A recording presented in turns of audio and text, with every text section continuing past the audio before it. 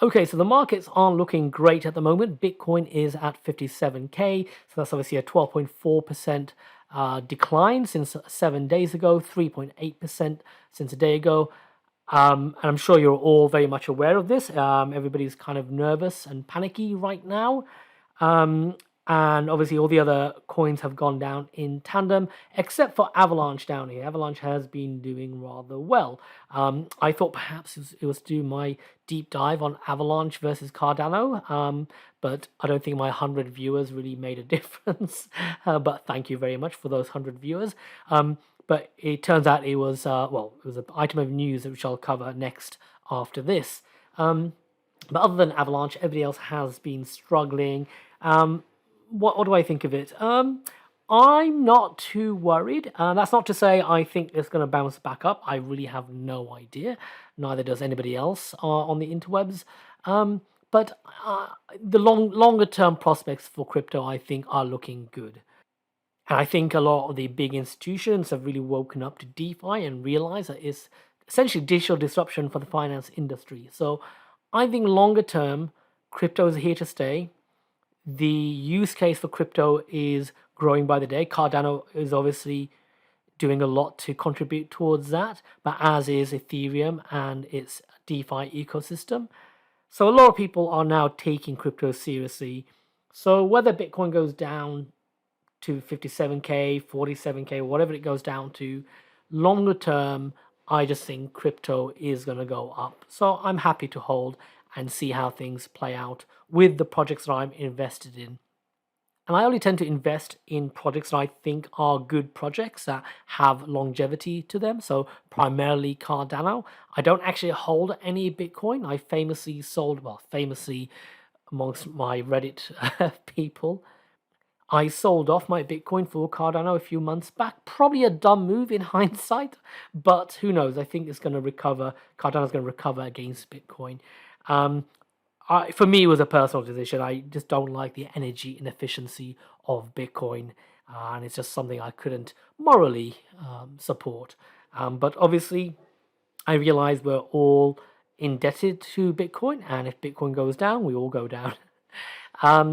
So anyway, that's what the markets are looking like. Things aren't looking good. Everybody's nervous, but as I said, if you believe in your project, then there's no reason why you should really worry. Hey there, and welcome back to another episode of Red Spark's Crypto Blog for your crypto and Cardano news. Now, I've been preoccupied the last few days doing a deep dive on Avalanche, but normal service will resume today. I've got quite a few articles lined up for you, so I'm going to skim through them rather quickly. But we'll start by doing a quick look at the markets, as we always do. If you like this content, please give it a thumbs up and consider subscribing. Deloitte leverages Avalanche to improve recoveries from natural disasters and public health emergencies. New cloud-based platform leverages Avalanche's blockchain to improve security, speed, and accuracy of Federal Emergency Management Agency reimbursements. So, I thought this was a really good news item for Avalanche and explains why their price has been holding steady or even going up in the last few days. Deloitte are one of the biggest of the big four consultancies. They've previously done some partnerships with VeChain in the past, so it's interesting to see they're expanding to Avalanche. With Avalanche, they seem to be focusing more in the US market, so they're working with FEMA. Developed with the input and insight of first responders, public works departments, finance authorities, and grant-making agencies, the new Close-as-you-go CAYG platform, the Big Four love acronyms, helps state and local government officials simplify and streamline disaster reimbursement applications to the Federal Emergency Management Agency, FEMA. And then it goes on to say, the secure environment provided by Avalanche's blockchain technology quickly gathers, processes, and authenticates required documentation, ultimately improving the accuracy of federal disaster claims. Avalanche is also an eco-friendly platform, which aligns with Deloitte's commitment to green technology. So what this article doesn't really make clear is the purpose of using a blockchain technology as opposed to just a regular database. A cynic might say Deloitte are just using blockchain technology here for the sake of saying that they're using it. But a less cynical person could argue that in a situation where you've got an emergency happening and you've got lots of different disaster claims happening by different entities, having those claims recorded on a shared ledger where different entities are observing it and it can't be modified or tampered with would add trust in the FEMA relief program. I don't know how much of an issue the whole tampering of records are as opposed to people making fraudulent claims in the first place. But that being said, it's still a great news article for Avalanche. 1.2 million users flocked to NFT Pirate Bay for artwork archive. An Aussie software developer has created the NFT Bay containing an archive of NFT copies to show they are nothing more than directions on how to access or download an image. So, for those of you who don't know, NFTs are quite often just a address pointing to somewhere on the web where that image is stored. So you can just directly access that location without owning the NFT and access the image. So what this developer has done is he's curated a whole bunch of these images directly from their locations and downloaded them to a server that he's running, and he's now offering them up for free from his server. He's trying to make the point that these NFTs really aren't worth as much as people think they are. The article goes on to say, he explained to Cointelegraph that the average person misunderstands what an NFT is, and he believes they are purchasing the JPEG image itself, not the unique blockchain-secured token associated with it. He added, people are exploiting this lack of knowledge and awareness of this technicality, which is very wrong. The image is not stored on the blockchain, and the majority of images I've seen are hosted on a Web 2.0 storage, which is basically the normal internet to you and I, which is likely to end up as 404, meaning the NFT has even less value. So 404 means if the location where your image is stored goes down or the image gets moved, then you're going to get a 404 image not found error message. I think it's great that he's raising awareness here. As you know, I'm not a big fan of NFTs in their current form, but the concept of an NFT as a non-fungible token of a real-world asset of some sort, that concept is a great idea in principle.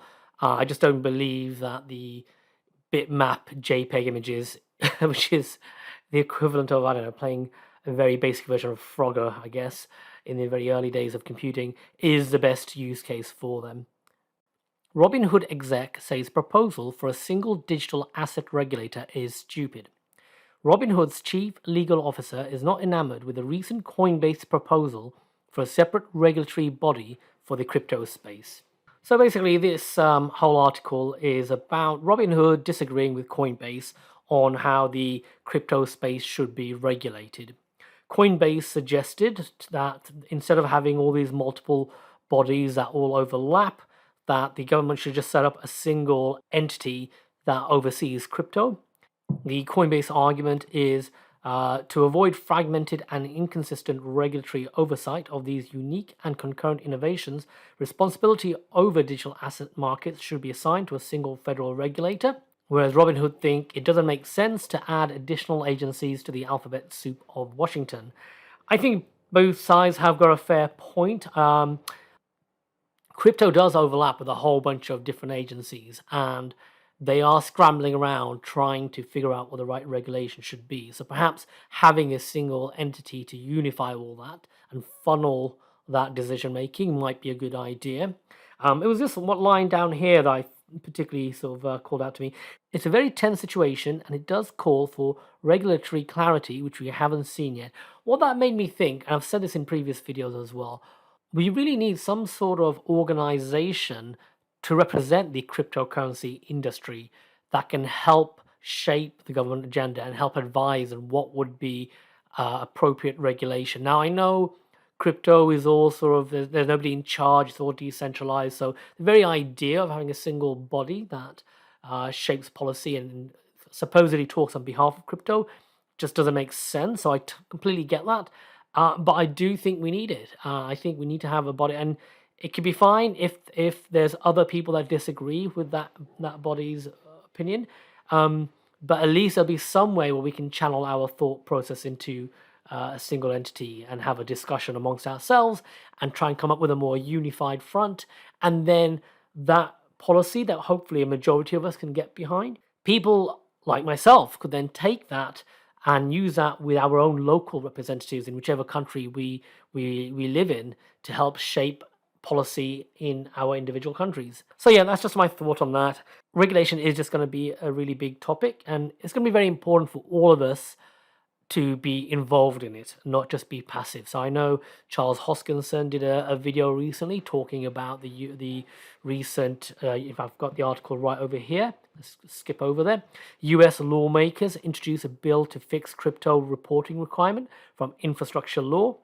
So this is where a bunch of US lawmakers, including Cynthia Lummis, have got together, bipartisan lawmakers I should also add, have got together to make amendments and fix the really bad law that came into play recently with the infrastructure bill, which has very onerous reporting requirements on various crypto entities, including stake pool operators. And it's something that Charles Hoskinson also talked about in his recent video on regulation. Long story short, we all need to make sure we're playing an active role in shaping regulation. So that could be, as Charles suggested, making sure we let our local representatives know what's important and that we disagree with the infrastructure bill and that they should support this amendment. And even if we don't live in the US, we should make sure we're aware of this debate and how the wording is important, because other countries will be looking to what the US is doing when they form their own views and their own regulations as well. $400 million funding round to help Gemini build in the decentralized metaverse. This is where the Winklevoss twins, who famously had a fallout with Mark Zuckerberg over who founded Facebook, and who then went on to launch a very successful Gemini crypto exchange and may end up becoming richer than Mark Zuckerberg himself. They've responded to Facebook's recent announcement to rebrand themselves to Meta and invest heavily in developing out the metaverse. And I covered that in an earlier video. By investing heavily themselves in the Sandbox decentralized project, and their plan is to build out their own metaverse to compete with Facebook's. So metaverse is obviously a hot topic. At the moment.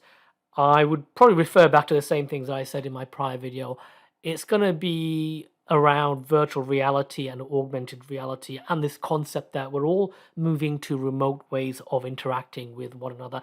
That sounds rather sad when I say it that way, but that's kind of where it's really pointing to.